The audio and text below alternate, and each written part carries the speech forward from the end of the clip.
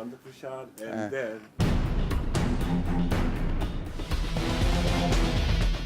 well, we edit. give Copy. to you and to make to. I can answer that real quick. We didn't feel the changes. There's the oil activity still going on. The traffic's still here. They may have made cuts and at the higher level, and they maybe weeded out the riffraff, but they're still drilling, and there's still a lot of work here in the. Because of the leases, they have to drill and they have to continue to produce oil. It might not be as profitable right now, but yes, God willing, in a few months it'll come back up. Oh yeah, of course, when you're talking about the Eagle Ford Shale, you're talking about job creation. So that's why the best thing that could have happened to us, because we were desperate for jobs, was to finally have work for our community. We were one of the poorest towns in the entire state of Texas. Our county was one of the poorest counties out of 254 counties. We feel that we're so blessed. It's exciting for us because compared to where we were a few years ago versus now, families are, for example, families are paying down their car notes and their house notes versus losing their houses and losing their cars. So it's a blessing in that way. We consider ourselves the home, the hub of the Eagle Ford Shale, and we do feel that there's over 25,000 jobs here easily. That's an enormous blessing to have. It's a great problem to have. Of course, we didn't have the employees, so we're relying on a workforce from Mexico and all our surrounding communities. And they're driving through here. That's one of the good and the bad things about it is we weren't prepared. Our roads weren't built for this type of traffic. The influx of people coming in and going home from work, and we do see there's been over 100 accidents since January 1st to this day. So that's more or less one a day. So we are trying to use corrective measures, and we'll be in Austin fighting representing our community to see what types of plan of action they have, maybe new roadways, maybe wider roads to help us to prevent accidents. And so far as long as we do everything safe, it's a blessing for us. Again, as far as we're trying to, we sit in roundtable discussions with all the oil companies, and we have concerns as well. And when you're talking about pollution, you're talking about water, midair. What we need to do is find ways, alternative measures, and to address these issues. It's a very serious situation. To answer all these questions, it's hard, tough to do it overnight. But we are moving forward in the right direction. We feel there are challenges for us. We don't want to pollute our water. We don't want to pollute the air. So we get together with these oil companies, and we are trying to use other measures.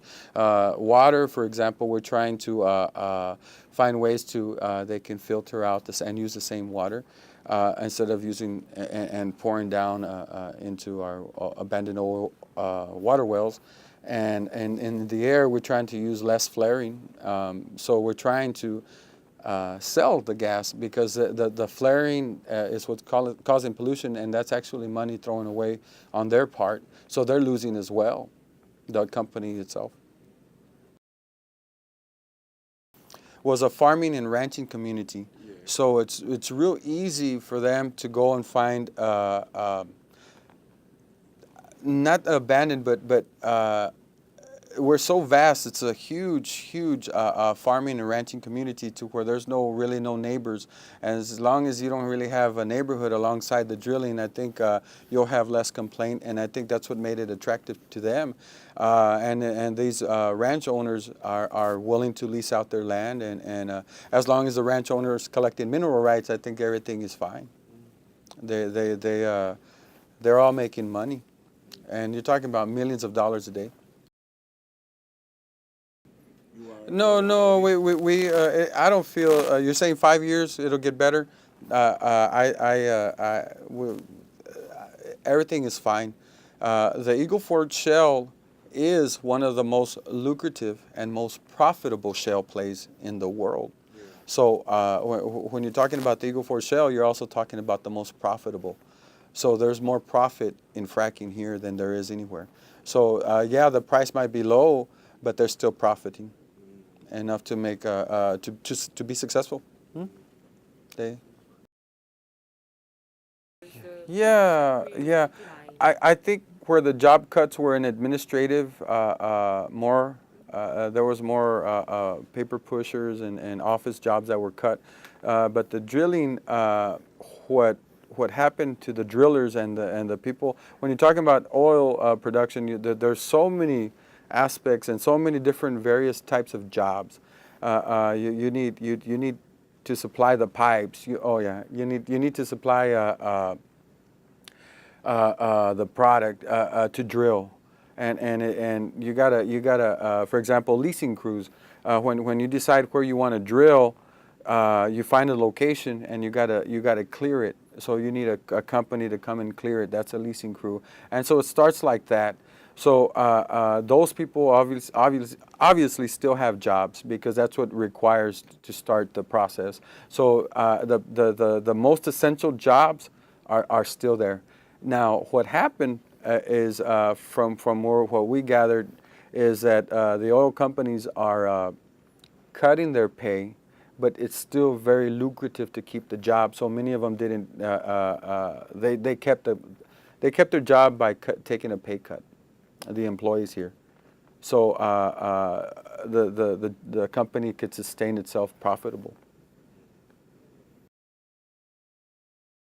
Okay, yeah.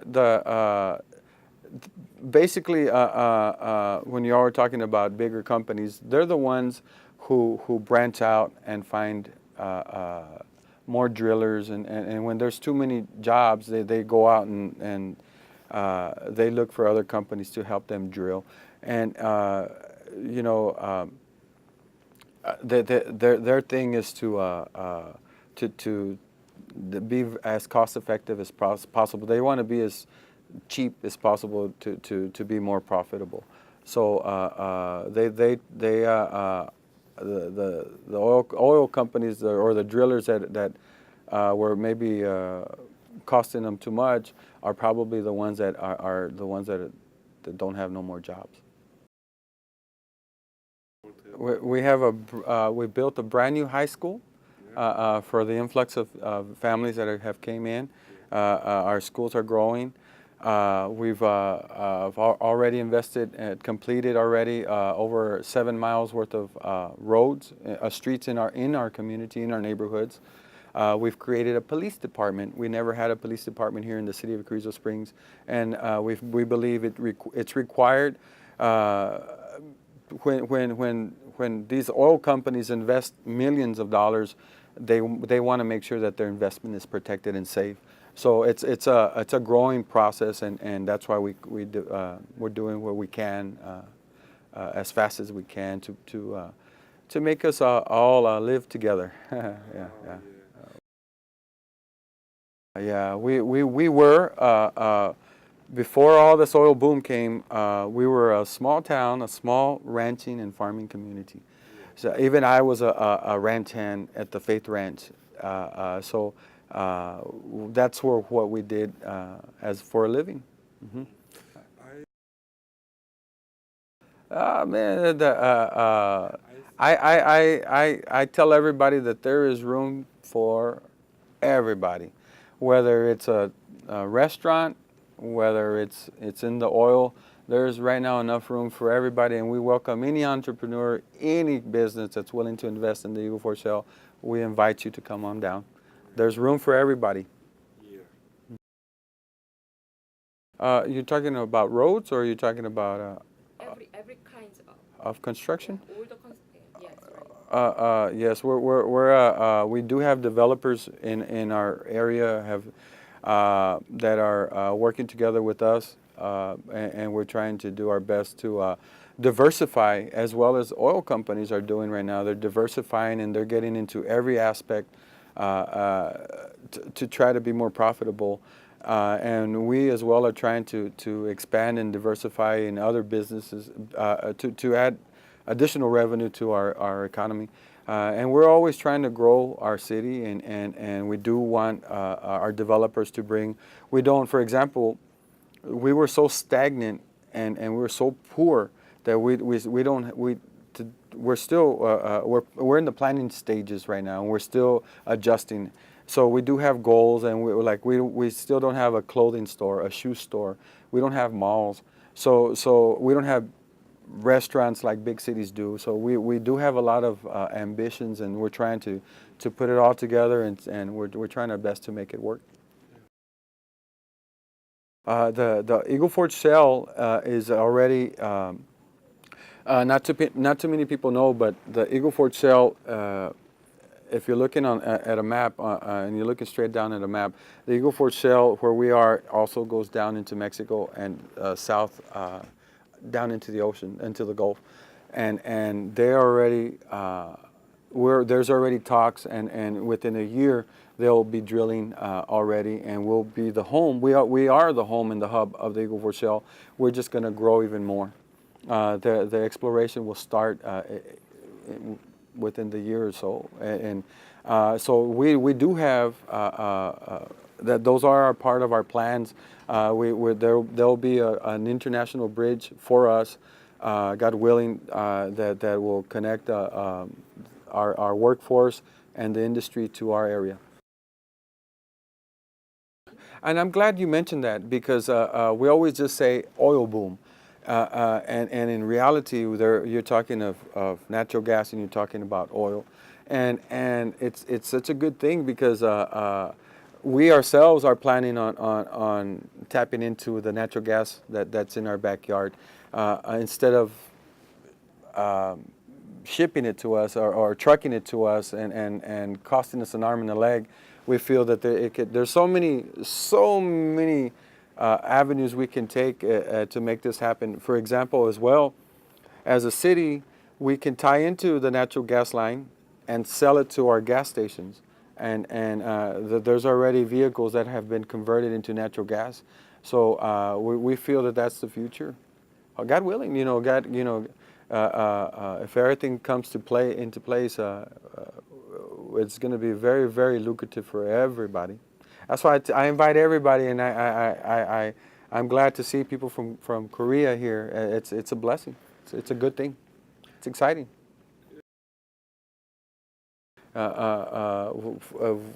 We found a way to sustain, and it's a sustainable industry right now. And the biggest question I personally have is, why is the gas still going up? If it stayed at $50, why does it continue? I wish that it would have stayed under $2. But that's just my own little question that I have. But everything is going to be okay. Gas means Natural gas. Yes, there are some here. Our chamber lady might have exactly which one does that. But yes, usually it's combined together, and then as it's coming out, it separates. They have the infrastructure already in place on their sites to where as a matter of fact, they'll make it as small as possible to separate it right away, and you'll have natural gas over here, and you'll have your oil over here. Okay. No, usually when you're talking about an oil company, they're in it for both. Yeah. Usually, they're not going to just be natural gas, because you still got to frack it, and so when you're talking about fracking, it's that one drilling well that fracks, and but yes, some of them is just oil, and some of them is just natural gas. I know of one. They're called Sanchez Energy, but I know that there's so many out there. I just don't know their specifics. Yeah. The investment bankers and the investment groups are the ones that are bringing the developers here. We're real lucky, and we've already found land. Of course, we have to truly answer that is we have to annex, as a mayor and a council, we have to do our part because our city was so small, it's outgrown itself, and that requires infrastructure like a water and sewer right away. So we need water and sewer lines, and we have natural gas, so we need natural gas lines. So to expand that, it takes steps, and without really giving a burden on the taxpayer, we have to do it in steps, or else it would cost so much for us to make it happen for these investment groups.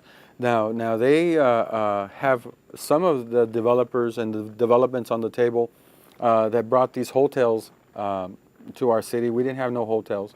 All these big hotels that you see here are brand new. Within a year or two, have been built from the bottom up, and the development on that way on South 83, it's all new within the last year or so. But these developments, these groups have offered to pay for some of the infrastructure as well to help us to entice growth and stuff like that. So it's and as a business aspect, as a businessman myself, it's exciting, it's fun, because we know that we have it in our hands. We just gotta put it together and make it work. Like the infrastructure, Yeah. I'm sure we can use foreign companies. Our little process is offer it out for bids, and the lowest bidder is usually the one that's chosen. But yeah, you know, we invite everybody, and we welcome anybody and everybody, any business entrepreneur that is for example, because that's a great question. If the, you know, there's others out there that are willing to help us as well. Hey, the more the merrier. Thank you for your